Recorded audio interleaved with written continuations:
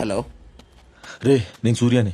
రే సూర్య, ఎక్కడున్నారా? రాత్రి నుంచి ఫోన్ చేస్తున్న ఫోన్ ఎత్తవేంటి? నన్ను పోలీసులు అరెస్ట్ చేశారురా. పోలీసులు అరెస్ట్ చేశారా? దేనికి? అమృత మర్డర్ నేనే చేశాను అంటున్నారురా. ఒరే, నేను పోలీస్ స్టేషన్కి వెళ్ళొద్దని చెప్పాను కదా, ఎందుకు వెళ్ళావు? చెప్పిన మాట ఎప్పుడైనా విన్నావేంట్రా? ఎప్పుడో వినవు. ఎక్కడున్నావు?